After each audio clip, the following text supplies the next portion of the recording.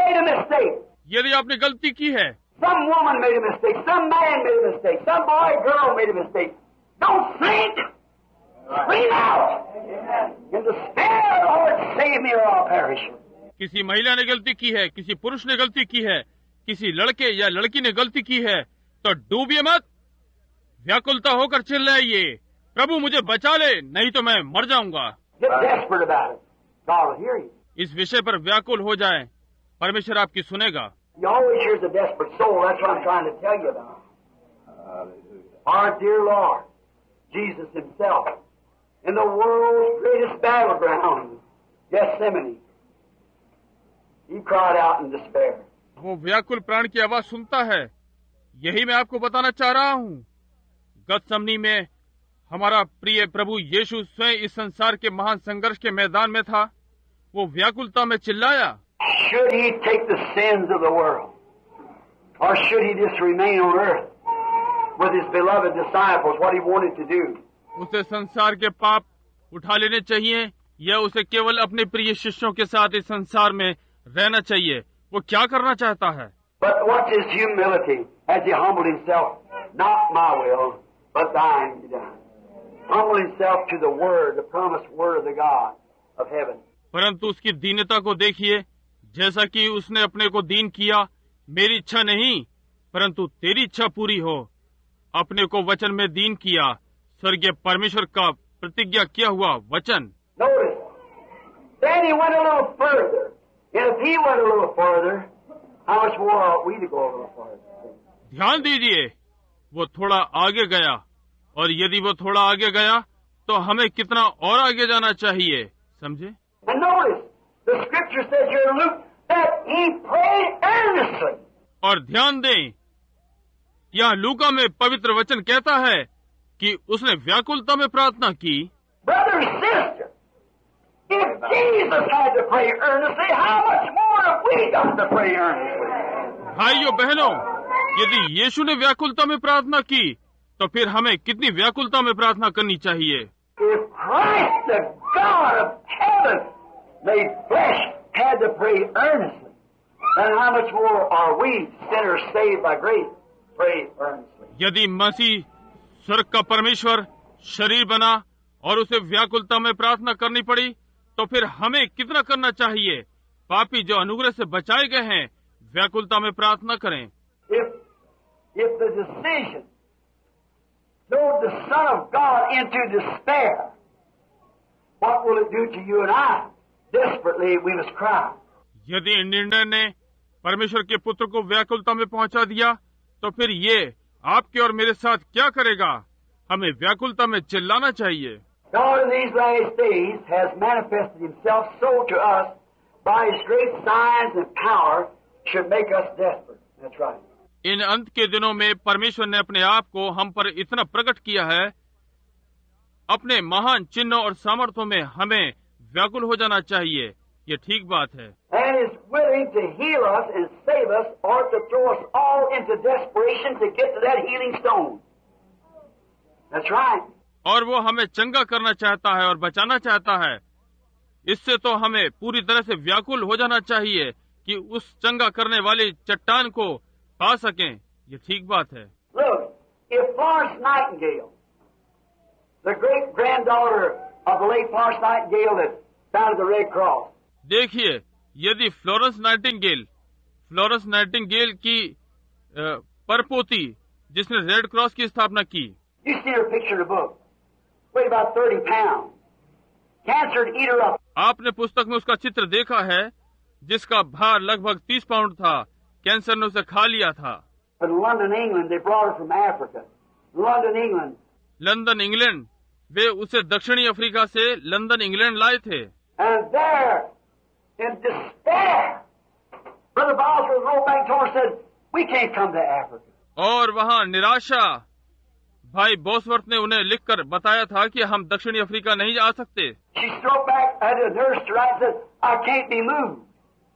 I can't do it. उनके पास nurse थी, जिसके द्वारा उन्होंने वापसी में लिखा और कहा कि मुझे ले जाया नहीं जा सकता, मुझसे ये नहीं हो सकता। Showed the picture. You've seen the picture. आपको चित्र दिखाया है, आपने चित्र देखा है। Or we had to put a little piece over it. It just had a small cord around. I thought maybe somebody put in the book might criticize because her body was so exposed there. And we put a little thing across her here. केवल हमें उसके ऊपर एक छोटा सा टुकड़ा डालना पड़ा। उसके ऊपर तो केवल एक छोटी रस्सी पड़ी थी। मैंने सोचा हो सकता है कि कोई इसे किताब में छाप दे और आलोचना करे, क्योंकि उसका शरीर इतना अधिक दिखाई पड़ रहा था कि, और हमने उसके यहाँ एक छोटी सी चीज रख दी। She just had a little rag towel laying across her hips, but up above there was nothing. उस पर तो एक जरा सा कपड़ा पड़ा था, उसकी जांघों पर एक तौलिया पड़ा था, परंतु ऊपर की ओर कुछ नहीं था। But we thought we put a little piece of paper on and photograph that keeps people who's not got right kind of a position in their mind of thinking that they wouldn't criticize me putting that picture in paper. परंतु हमने सोचा कि हम उस चित्र पर एक छोटा सा कागज का टुकड़ा रखकर एक और चित्र लेंगे, उन लोगों के लिए जिनका मस्तिष्क सही अवस्था में नहीं सोचता है, कि वे मेरे इस विषय में अखबार में चित्र छापने की आलोचना न करें। Then, when the doctor said that she can't be moved, and she knew I was going to visit England, she had them to put her on a stretcher and pack her to a plane and bring her to London, England, and send a guard out to the plane before going down to Buckingham Palace, send a guard out there to come pray for her. और तब जब doctor ने कहा कि इसे ले जाया नहीं जा सकता, और वो जानती थी कि मैं इंग्लैंड जा रही हूँ, और वे उसे स्ट्रेचर में डालकर हवाई जहाज के द्वारा लंदन इंग्लैंड ले आए, और बेकिंगम महल आने से पहले उन्होंने एक गार्ड उसके पहले भेजा और गार्ड भेजा कि आकर उसके लिए प्रार्थना करूं। And she was so far gone until she couldn't even speak to me. और उसकी हालत इतनी खराब हो गई थी कि यहाँ तक कि वो मुझसे बोल भी नहीं सकी। They had to raise her hand to put it in mine. उन्होंने उसके हाथ उठाकर मेरे हाथों पर रखा। You know how London is, some of you soldiers been there, it's always so foggy. आप में से कुछ सैनिक जो वहाँ थे जानते हैं कि लंदन कैसा है, वहाँ हमेशा कोहरा रहता है। Now I knelt down there at the side of a window, and the tears had run off. और मैंने एक खिड़की के पास अपने घुटने टेके और उसके आंसू बह रहे थे। She wanted to, I don't know how she even got enough moisture to let tears come. उसने चाहा कि, मैं नहीं जानता कि आंसुओं के लिए कैसे इतनी नमी उसके पास थी। It's just only bones, skin over, and her legs up here at the hips wasn't over about, looked to me like about 2 inches across or 3 inches. वो तो केवल खाल से कंकाल ढका था, और उसकी टांगे ऊपर जांघों की ओर मुड़ी हुई उसे पूरी प्रकार से ढांके नहीं थी, और उसने 2-3 इंच की जगह में से मुझे देखा। Her veins was collapsed. How she's living, I don't know.